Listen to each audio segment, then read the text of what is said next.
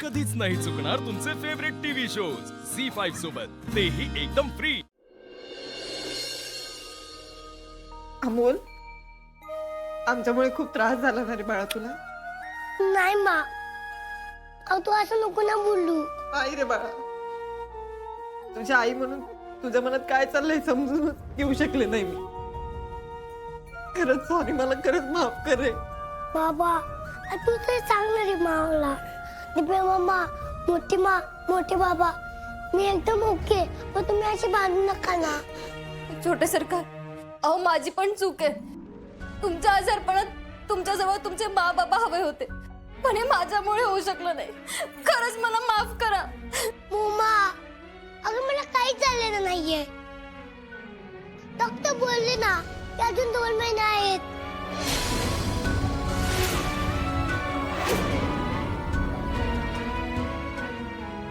तू का नाराज होते?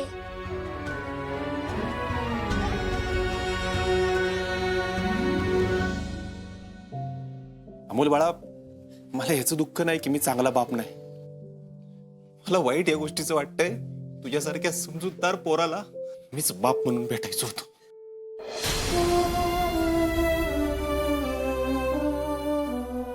मा, बाबा, मी प्लीज रडू नका, नाही तर मला पण रडायला येईल।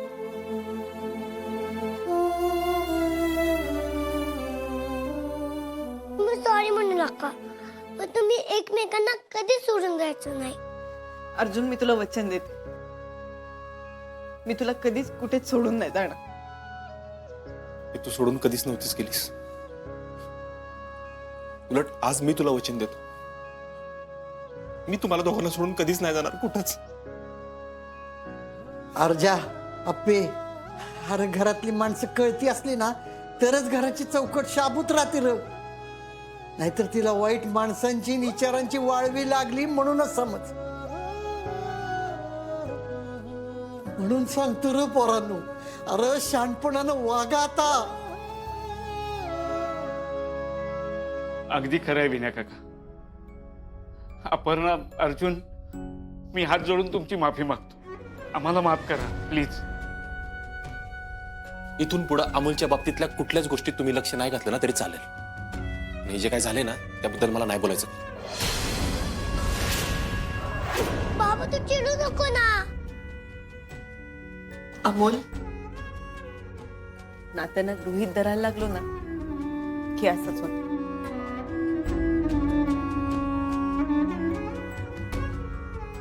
आणि स्वतःच सगळं ठरवून वागायचं असेल ना रुपालीताई, या घरात एकत्र राहण्याला काहीच अर्थ नाही। आणि अर्जुन जे म्हणतोय ना ते बरोबर, मागच्या सगळ्या गोष्टी काढून मला इथून पुढचं घरातलं वातावरण खराब करायचं नाहीये। पण खरंच इथून पुढे कुठल्याही बाबतीत तुम्ही आमच्यात पडायचं।